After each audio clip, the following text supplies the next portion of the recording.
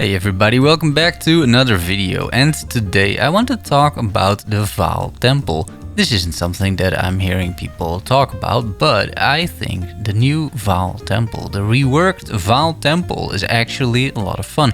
It used to be, I think, a pretty terrible map, but these days they've been working at it quite a bit, and I would say that it's now a fun experience.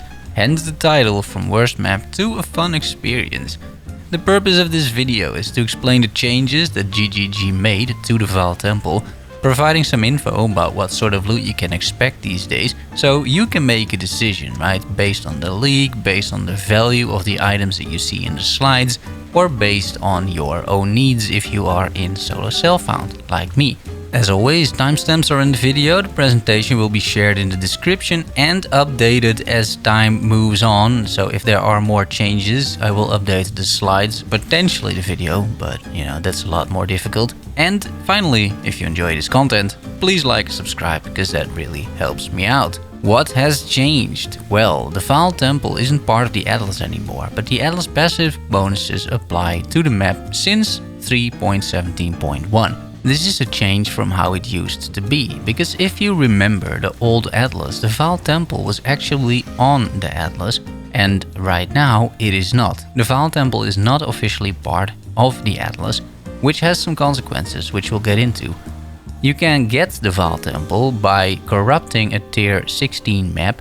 The chance is around 5%, I think, at least in my experience. So 1 in every 20 maps you will get a Vaal Temple. And the new temple contains 10 corrupted strongboxes with interesting loot, which is the main rework here. You can see a picture of the Vaal vessels here. I think they're quite interesting. They're fun loot explosions, and you can get some decent items from these things. Let's talk about some of the pros of this new map. Since it has had a rework, I think it is a nice change from regular mapping. You can open up a Vaal Temple, walk through the thing, just open up these chests, and you can get some pretty interesting loot, like the heavy belt over here. You find lots of double corrupted implicit items, uniques, jewels and other stuff. You get the Vaal Temple maps anyway, right? From corrupting regular tier 16 maps. If you are choosing your maps, you are corrupting your maps in a lot of cases. So if you get a Vaal Temple, you might as well run them, because the map isn't really that bad anymore. It is sort of self-sustaining, meaning that the Vaal Temple maps drop from the corrupted chests inside of the Vaal Temple.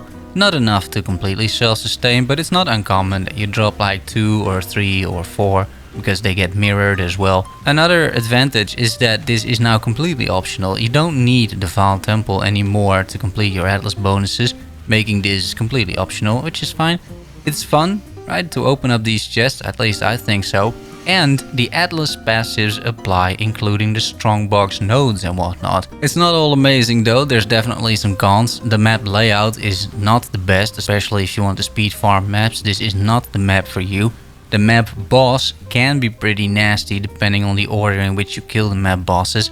It's not really suitable because of this for min-maxing, because you know, you're much better off running a cemetery or a city square or a mesa or something like that. You can't use any influence. They do inherit the Atlas passive points, but they do not get the influence from the passive. Neither the Maven or any Guardians or any of the Eater of Worlds or the Searing Exarch.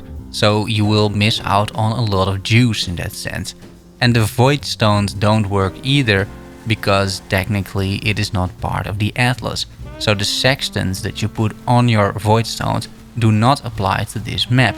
I would not be surprised that in an upcoming patch maybe they fix this and that you can influence these maps and that you can use sextants. That would make it even juicier and a lot more valuable. But even now in the current state, I think there is plenty to gain here. I've made 2 more slides to show you a little bit what I have found so far, and this is kind of the loot that you can expect. You can expect a lot of double corrupted implicits, most notably on jewels, all sorts of jewels, whether they're unique or abyss jewels or, you know, your regular jewels. You can find them on uniques. For example, I found these Gravebind Hydra Scale gauntlets. The Reverberation Rod is just to showcase that there are a bunch of double corrupted implicit weapons out there. This is not necessarily particularly good, I would say, but you know, and crimson jewels or other sorts of unique jewels, including things on there that corrupted blood cannot be inflicted on you, or you cannot be cursed with silence, increased effect of non-damaging ailments, that's pretty strong. So a lot of this, and something that might be a little bit more valuable to some extent, single corrupted gems. I think they removed entirely the double corrupted gems. You can only get these from the temple, from Incursion. You get still single corrupted gems, meaning they're either level 21 or they have 23 quality. Still, you find a lot of these gems, and some of them might be very valuable, once again depending on the league. I made a small screenshot out of all the types of gems I found. This is from roughly running 6 maps, so that you have some sort of an idea.